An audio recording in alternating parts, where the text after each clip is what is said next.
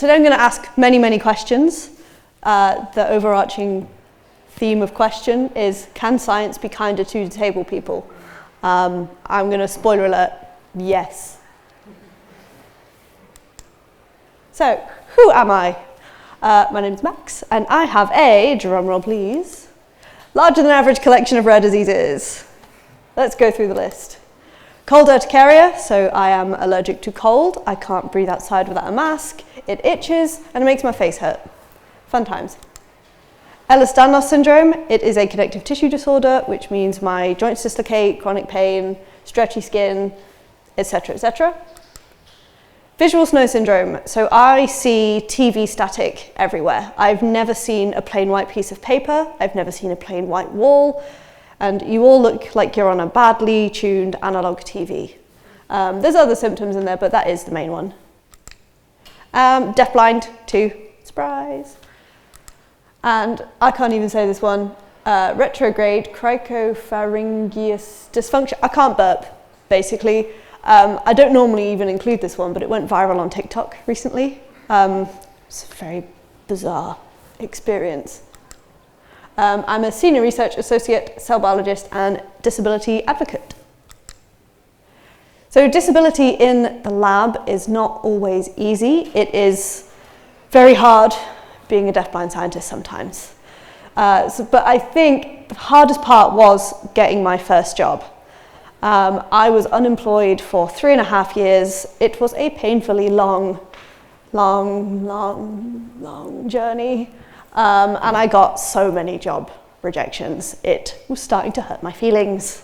And then my friend, who was sat over there, he's waving, hello, he sent me a message being like, hey, you want to come work with me?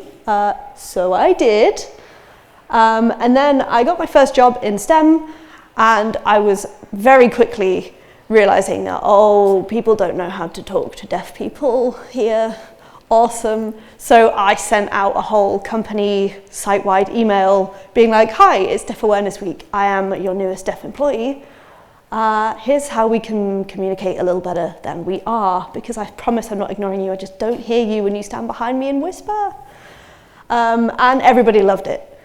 So I learned how to look at cells with my new-ish orange lenses, because there was in that 3.5-year gap, I learned that I did have a visual impairment, and orange lenses might actually help me see better. But I'd never looked at cells like that, so I was a bit nervous. But I learned how to do that. I learned that there's a type of cell culture contamination called biofilm. Any cell culture nerds will understand. That's really easy to see when you have visual snow syndrome. It's much harder to see if you can actually see, apparently. That's my secret special talent. And I learned that with correct PPE, I could use liquid nitrogen despite being allergic to cold. Everyone uses PPE for liquid nitrogen. It's not like I have to do extra steps for that, but there was more anxiety on, well, everyone. Getting my next job was much easier because I had already done the hard part. I had shown that I can grow cells, I had shown that I can do science, work in a team, communicate with people, do outreach, represent the company, etc., etc., etc., talk to robots, yada, yada, yada. I had already proved myself an excellent scientist, essentially. And I had already done all the problem solving of what makes things accessible for me. So wearing my hearing aids in the lab or not. Telling people that, oh, sorry, can you say that again? The confidence to be like, sorry, one more time. Sorry, I still didn't get it. Could you please rephrase that? I had shown that just because I find it easier to look down at cells down a microscope than it is to read, that doesn't mean I can't be a scientist. So then what? How does the STEM industry view disabled people? Are we a problem to solve? Are we a part of the team? Are we something to cure, something to fix? The way we talk about disabled people in STEM has everything to do with how we are viewed in STEM. If we don't talk about disabled people with kindness and respect, how are we going to view them as part of the team?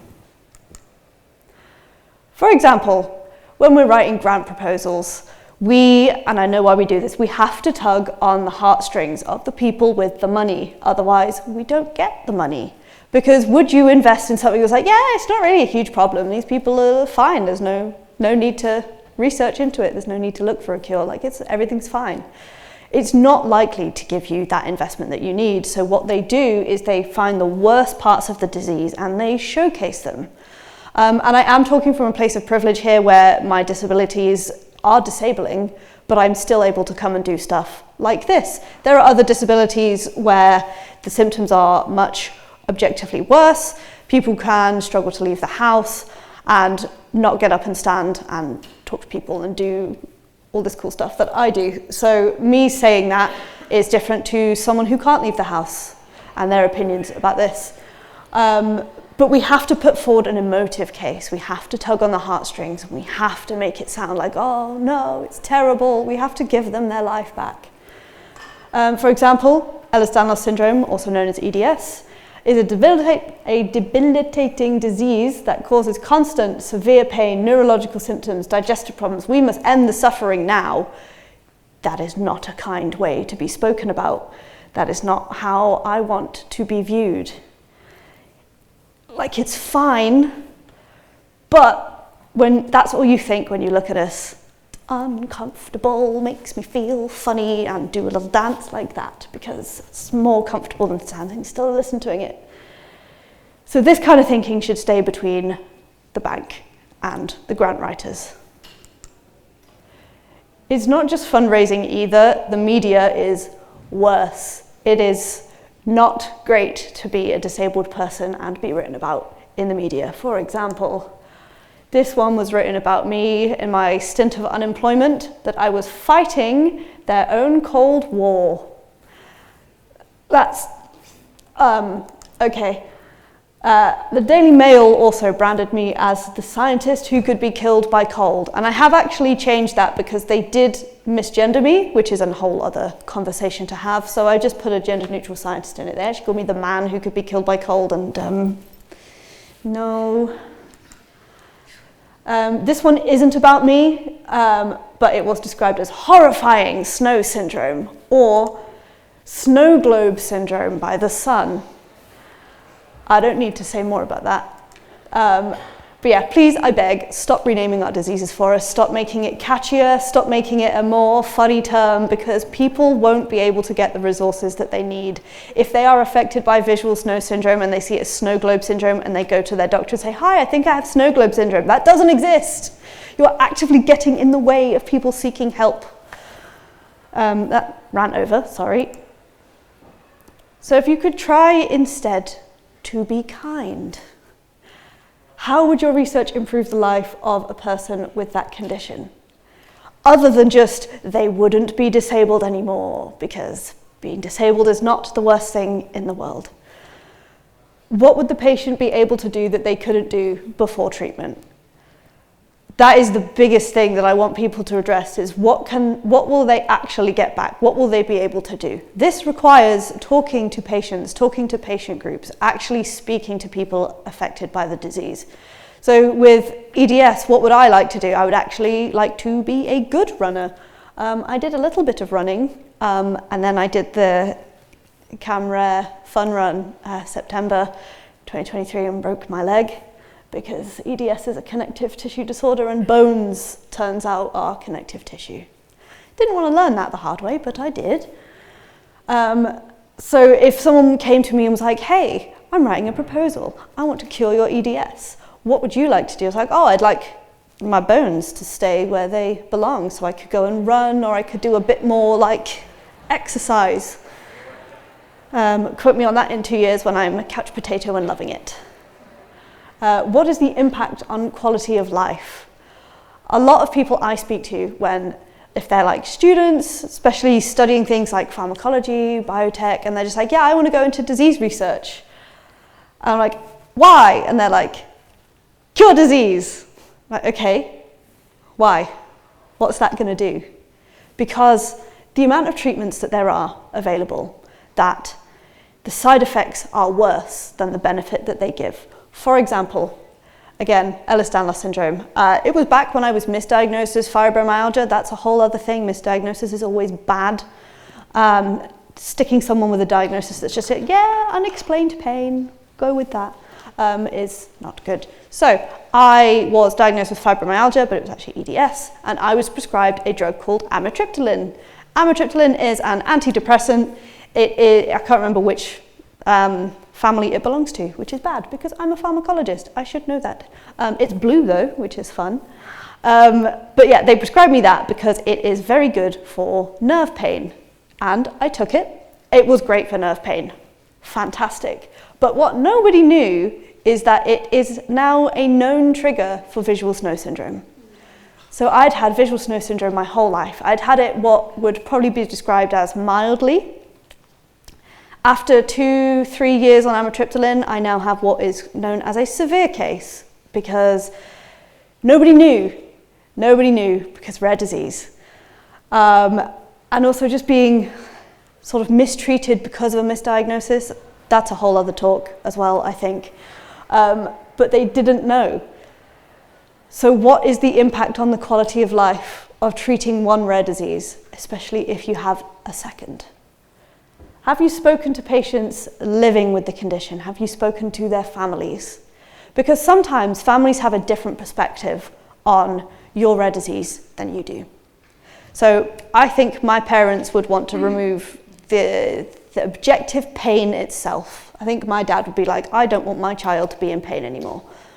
I'm not necessarily that bothered about the pain.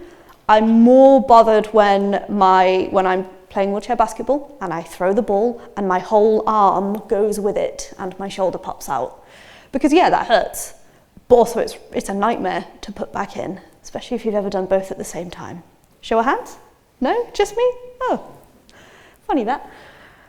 Consider the social implication of the condition. A lot of us in the disabled community, the disability community, the rare disease community, we do wear it as an identity. So the community here is absolutely fantastic. If someone randomly made me not disabled anymore, what would that do to me?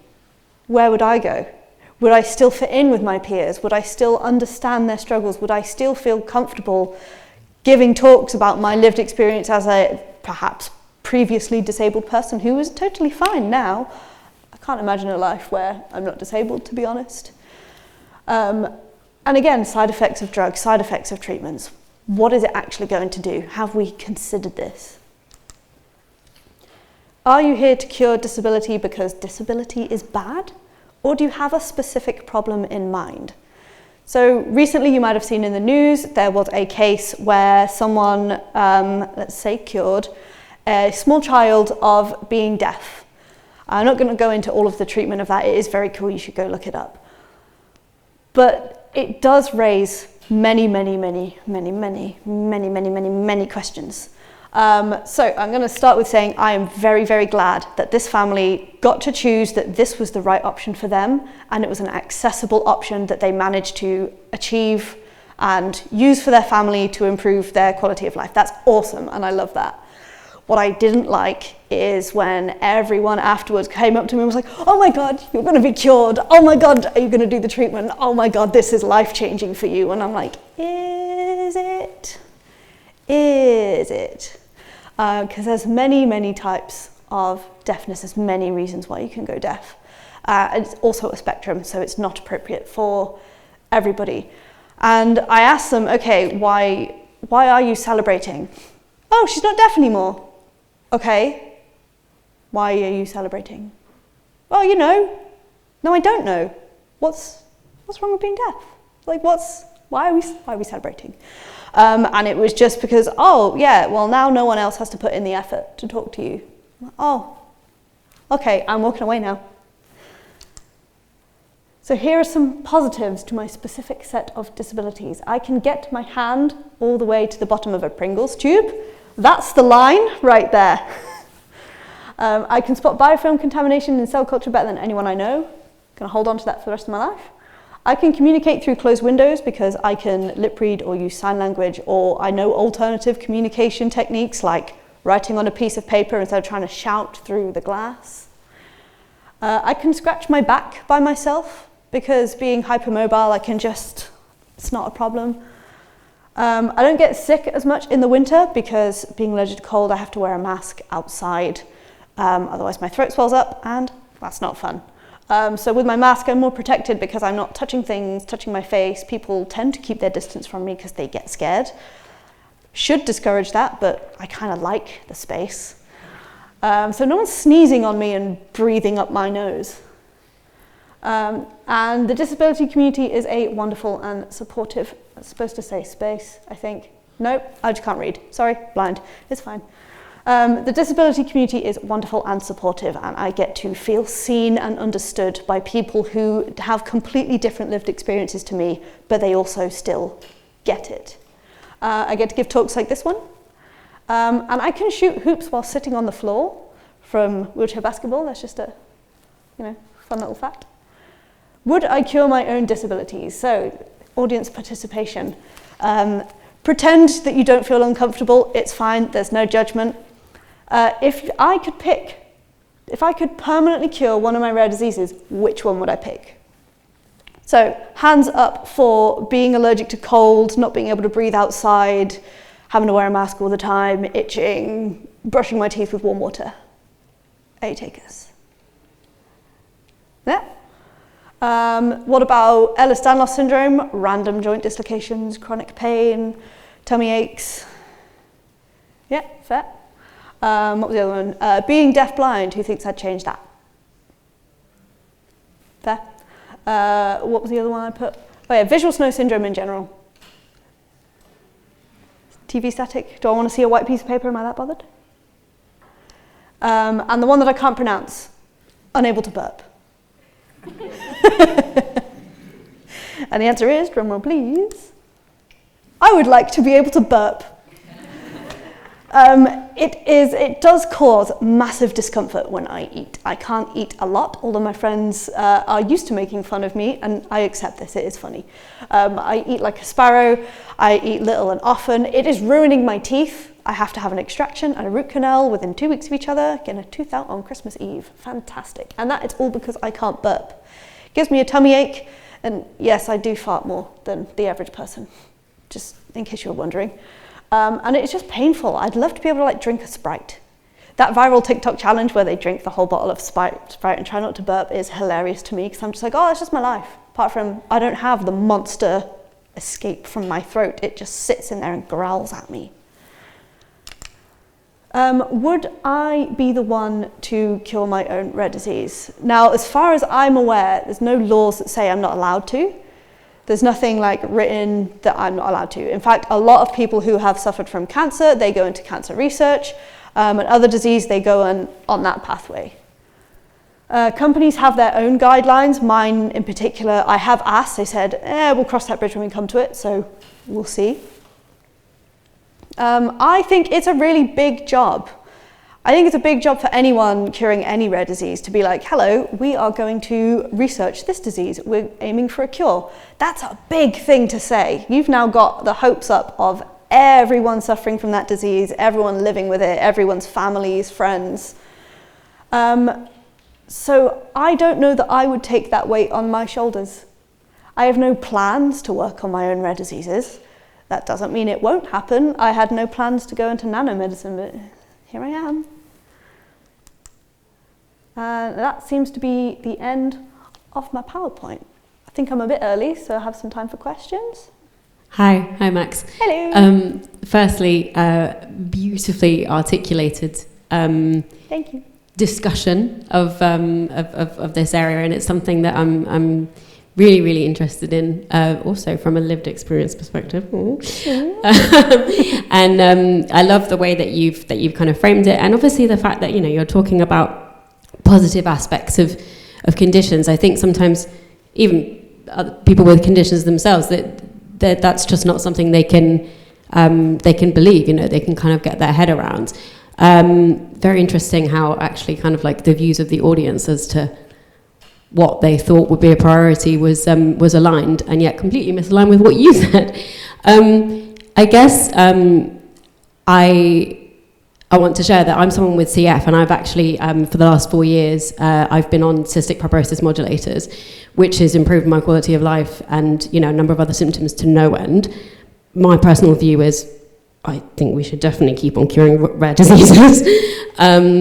But being able to kind of do so and involve people with conditions in a way that doesn't make them feel like they don't have a role to play. Because I think the role of people with lived experience is absolutely vital. There's one thing which I guess I slightly disagree with, which is that we can't control the way that other people will sort of perceive or talk about our conditions, and everyone is individual. With CF, there was, for a long time, it was known as 65 roses, because this was something that children with CF, they could pronounce, whereas, like you said, with some of your conditions, they couldn't pronounce the original name. So sometimes kind of using other kind of like wording can just help make it more relatable for people, or can help them sort of understand it. But I'm really interested to hear more about what you have to say in terms of how do we help researchers and the grant writers, et cetera, make a space for very emotive case studies for curing rare diseases, while trying to help people understand that actually it is a really unique part of someone's identity, and they might feel very strongly that there are positive aspects. Like, how on earth do you bring that into a grant application? I mean, these things have got fiendish word counts, right? I just wonder if you could speak a little bit more about that, because I think now that we're looking at cell and gene therapies for a whole range of rare disease conditions, this is going to be a common problem quite soon. What a great problem to have. So I wondered if you had any more to say about that. Yeah, great question. So I just want to preface, I've never written a grant application. I've read a few, I've read many, and I've read many reports on diseases, but I've never actually written one myself. And I think what we can do as rare disease patients and advocates is we can just keep showing up to do stuff like this, tweeting companies. Some people have like Google alerts set up, so when there's like a new company announcing we're going to partner with this charity, this organization, and we're going to research this disease, is tweeting them, showing them, getting on their radar to be like, hey, so I also have this disease and you might be interested in a lived experience of it. And I think just something as small as reminding them that we are in fact people, we are humans. You could even just like use like the standard like English lesson type thing of doing like subclauses and being like, while many people with this disorder do live happy, fulfilling lives, sometimes they experience pain, which we are hoping to alleviate. Or so for cystic fibrosis, a lot of, in my circles, has been a lot of focus on like the lung transplant side of things, and talking about that as obviously a viable and precious option, but some of the downsides as well, and being like, what if we could get in front of that and give all of the aspects of their quality of life that would be changed or transformed by transplant. What if we transformed it before that point in a less invasive manner? So you can still say, okay, there's good things happening and there's a good treatment, we can do better, but also we deserve, and people deserve, to be treated as humans and to have, not necessarily like have their best interests at heart, but like, yeah, that. I'd just like to know, is there a gene mutation? For? Yeah, is it because you've got some specific gene mutations, or is there no evidence of that? So when I was going through my EDS diagnosis process, I went to a rheumatologist who, so I was in for hypermobile Ehlers-Danlos syndrome, which is a clinical diagnosis. Currently, they don't know the gene for it. But I had some symptoms that were also the vascular type, which does have a known gene mutation. So he said, okay, yeah, I'm going to refer you to genetics. We're going to check whether it's vascular or not. But if it's not that, then I'm going to diagnose you with hypermobile. Then genetics said, oh, we're not taking hypermobility referrals right now. So the gene mutation diagnosis doesn't help? Not particularly, no. At the moment? Not at the moment. And for visual snow, I don't believe that there is a known genetic mutation involved. Cold urticaria, there are some that have been looked at, but nothing confirmed because they're both too rare to get any money. And the not being able to burp, that seems to not be genetically related at all. That's just life experience. I've got a second question. Yeah, go ahead. If that's allowed. And that is, would you prefer it to be called a condition as being called a disease? So we're calling these things a rare disease. I know with my son, they're very, they would prefer to be called it a condition rather than a disease, because there's things about a disease. You're not going to catch something. It's not. You're not ill. Yeah. It's a condition. Yeah, I'm sort of neutral about the term disease because it's so, let's say, ingrained in our culture as rare disease patients. But when I'm talking to, it depends who I'm talking to be honest. If I'm talking to someone like a journalist who is trying to sensationalize what I have, I will never say the word disease. I probably wouldn't say disability. I definitely wouldn't say suffer. I'm living with cold urticaria, which means da da da da. But in this circle, we are rare disease patients. It's a fine word. If you don't like it, that's absolutely fine. I would use a different word if people said, oh, please don't call it that. Okay, that's not a problem.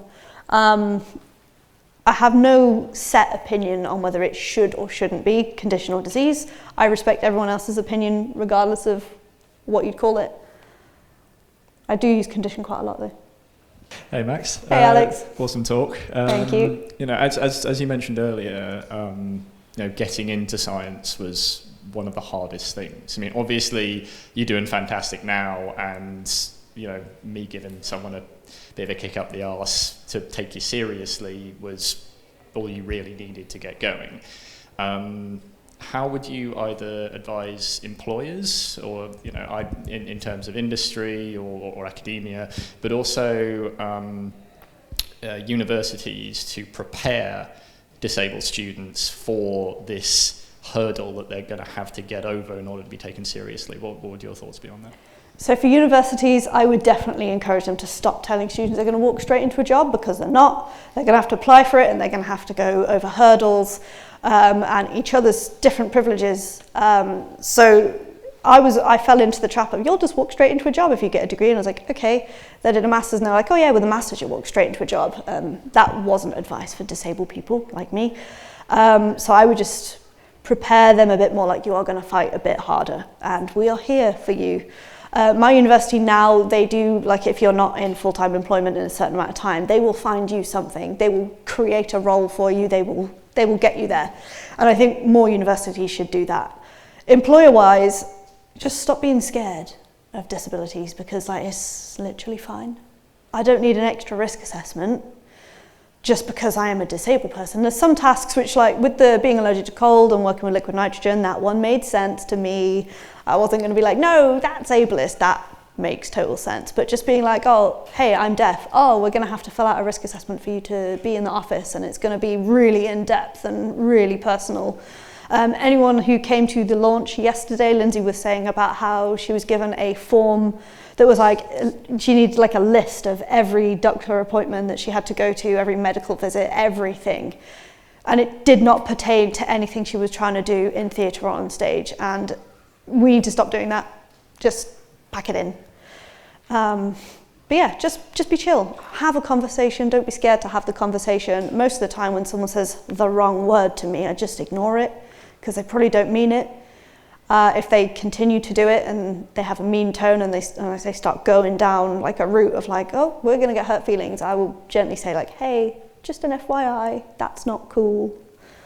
And just be willing to have that correction, have that conversation, have that open mind.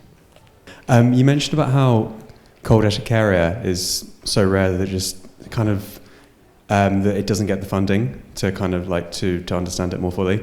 Just wondering if you've got any sort of thoughts on ways that hurdle can be overcome in terms of the funding and the interest in researching that condition. I think awareness would be a good start. The more people that know about it, the more people are more likely to be like, oh, that is actually really interesting. What could make a person allergic to cold? What could make someone's white blood cells throw out all these allergy chemicals? What is different about them that makes their throat swell up in the cold? Like, I would love people to ask that question. I actually made a YouTube video about the science of cold urticaria, and there wasn't very much of it. It was very much like grasping at straws. I managed to get 8 minutes out of it, I think. There was a review and they were like, yeah, it could be this, but we don't know. Could be this, but we don't know. So I think I'm just going to have to be louder. I might have to write the grant proposal myself. I just want to know why. I think all of us with cold urticaria, I just want to know, like, why? It's such a weird thing to be allergic to. But yeah, awareness, I think, is the best start. Thank you so much, Max. Thank you. It's been You're a welcome. really interesting talk, and always really wonderful to hear your perspective. So thanks again. Thank you.